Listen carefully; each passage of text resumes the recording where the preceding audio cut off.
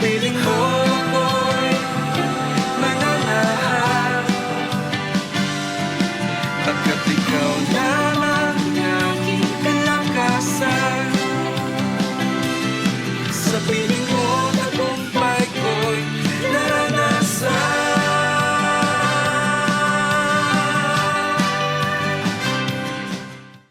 Magandang araw po sa ating lahat at welcome po sa ating programang Araw-Araw na Pagpapala. Tayo po muna ay manalangin. Aming Ama sa Langit, sa pangalan ni Jesus, sa oras na ito, samahan niyo po kami na magbulay-bulay ng iyong salita. At salamat po na ang iyong salita ay makapangyarihan at ito'y nagbabago ng aming buhay. Ito po ang aming dalangin sa pangalan ni Jesus. Amen, amen. So magandang araw po muli sa ating lahat. Ang pag-uusapan po natin ngayong umagang ito ay patungkol po sa alamin po natin ang kalooban ng Diyos, no? Kumbaga, knowing the will of God. So kapag tayo po ay nag-devotion, tayo po ay nagbulay-bulay sa salita ng Diyos, marami po tayo matutuklasan na kalooban ng Panginoong Hesus o yung mga kalooban ng Diyos na gusto niyang ipagawa sa atin. So ito po ay mga ilan-ilan lamang po, no? So bago po yan, basahin po muna natin ang Matthew chapter 7 verse 21. Hindi lahat ng tumatawag sa aking Panginoon, Panginoon, ay papasok sa kaharian ng langit, kundi ang mga taong sumusunod sa kalooban ng aking Amang nasa langit. So, maliwanag po na sinasabi po ng Biblia na hindi lahat ng tumatawag sa kanyang Panginoon, Panginoon ay papasok sa kaharian ng langit. No, kahit na po ikaw ay laman ng simbahan, nandyan ka araw-araw sa simbahan, kung ikaw lang ay tumatawag lang sa Panginoon pag may kailangan ka, tumatawag lang sa Panginoon kapag may mga dumarating sa inyong hindi magandang sitwasyon, no? Kumbaga kilala mo lang siya, no? Magkaiba naman po ang kilala mo lang ang Panginoon sa kilala mo talaga ang Panginoong Hesus.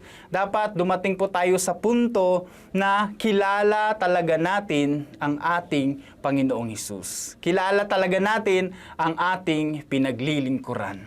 Amen po, dahil sabi po niya, ang makakapasok sa kanyang kaharian ay ang gumagawa lamang ng kanyang kalooban. No? So, alamin po natin, ano po ba ang kalooban ng Panginoong Hesus? Samahan niyo po ako makipagbuklat sa Romans chapter 12, verse 1 to 2. Simple lamang po ito. Romans 12, 1 to 2. Ano po ang sabi? Offer your body as a living sacrifice. Ialay po natin ang ating mga katawan sa Diyos.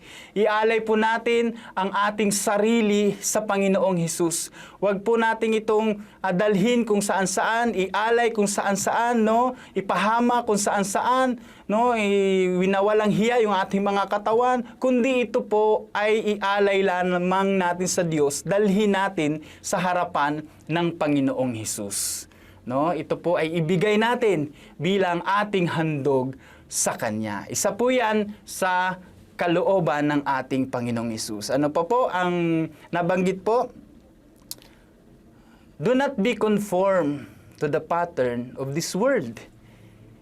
Huwag kang makiayon sa takbo ng mundong ito. Kung ang takbo ng mundong ito ay puro mga kasalanan, ang takbo ng mundong ito ay puro mga kawalang hiyaan sa Diyos, huwag tayong makiayon doon.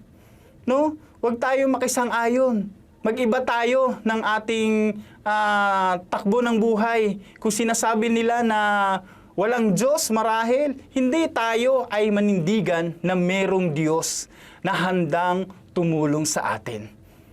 Huwag tayong basta-basta na lang makiayon sa sinasabi ng mundong ito, kundi tayo ay sumunod sa ating Panginoong Hesus. Ano pa po ang nabanggit?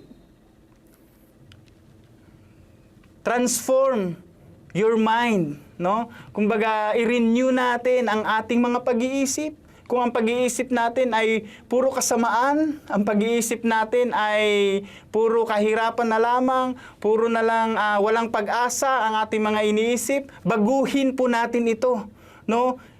Ibigay din natin ito sa Diyos ang ating kaisipan.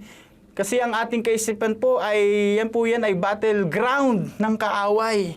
Diyan tayo mamimili kung ano ba ang dapat nating gawin. Ang tumalima sa Diyos o ang tumiwalag sa Diyos. Kaya po dapat ang ating pag-iisip ay ibigay natin sa ating Panginoong Hesus upang ang gustong ipagawa ng Diyos sa atin ay maunawaan natin at maintindihan natin. Amen? Ano pa po? And prove what is good, acceptable, and perfect will of God. Upang mapatunayan ang mga mabubuting bagay na katanggap-tanggap sa Panginoong Hesus. Kaya nga po, iniuutos niya sa atin na ibigay natin ang ating buhay sa Kanya, ibigay natin ang ating pagkatao sa Kanya, magbago tayo ng ating kaisipan, huwag tayo makiayon sa mundong ito, no? Para makita ang mga mabubuting bagay at katanggap-tanggap patungkol sa Panginoong Hesus. Naniniwala po ako, no? Naniniwala tayo na makapangyarihan ng Diyos na kapag tayo ay nagsasubmit sa Kanya, inalam natin ang mga kalooban pa ng Panginoon, babaguhin ng Diyos ang takbo ng ating pamumuhay. Amen po ba? Amen, amen. So tayo po ay gumawa ng mga mabubuting bagay at kalugod-lugod, katanggap-tanggap sa Panginoon. Ano-ano ba yun? Yung pagbabasa ng salita ng Diyos. Yan po ay kalooban niya. No, ang mga pananalangin, no, kalooban ng Panginoon yan, ang pag-share ng Kanyang salita. Kaya mas mainam po, ito pong ating araw-araw na pagpapala ay ibahagi natin sa ating mga kapwa kung saan man tayo naroroon ngayon. Ito po ay ipahayag natin sa kanila at sabihin natin na napakabuti ng Diyos sa bawat isa sa atin. Yan po ay mabuti at katanggap-tanggap sa Panginoong Hesus. Alam ko naman po mga kapatid na kapag tayo po ay patuloy na nakikinig, patuloy na nagbabasa ng salita ng Diyos, ay makakatuklas pa tayo ng kalooban ng Panginoong Hesus. Marami pa po yan na kalooban ng Panginoon. At ito po ay masarap gawin na tayo ay tumatalima sa kagustuhan at alamin kung anuman ang kalooban ng ating Panginoong Hesus. Amen. At kapag yan po ay ginawa natin, ano po ang sabi ng Psalms 23 verse 3? No, doon po sa bandang dulo, sabi niya, tayo ay dadalhin sa mga makakatwirang bagay, tayo ay papunta sa katwiran at ito ay nagbibigay ng kaluwalhatian sa ating Panginoong Hesus. So kapag ginagawa natin, inalam natin ang kalooban ng Diyos, ito ay nakapagbibigay ng kaluwalhatian sa Kanyang pangalan. Nalulugod po ang ating Panginoong Hesus kapag tayo ay gumagawa ng Kanyang kalooban. Kaya nga po mga kapatid, no, dalangin ko na wag lang tayo basta tumawag lang sa Panginoon. Wag lang tayo basta tumingala na lang sa langit at tumingin lang at tumatawag lang, kundi mag-build tayo ng relasyon natin sa Diyos. Yung tipong kilalang-kilala natin ang ating pinaglilingkuran. Kilalang-kilala mo ang Panginoong Hesus sa buhay mo. Kahit saan ka man mapunta, pag kilala mo ang Diyos, ikaw ay panatag, ikaw ay panatag, ikaw ay merong peace of mind.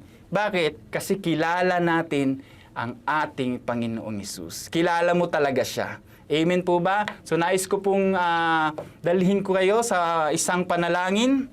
Tayo po'y manalangin. Aming Ama sa Langit, sa pangalan ni Hesus, sa oras na ito, kami po ay nagpapasalamat na magawa nawa namin, O Diyos, ang iyong kalooban.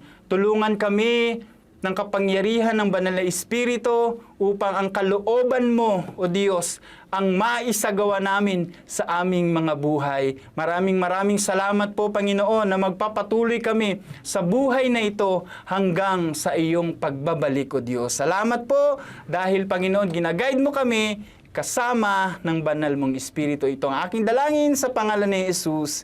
Amen, amen, amen. So maraming salamat po sa ating lahat. God bless po. naranasan.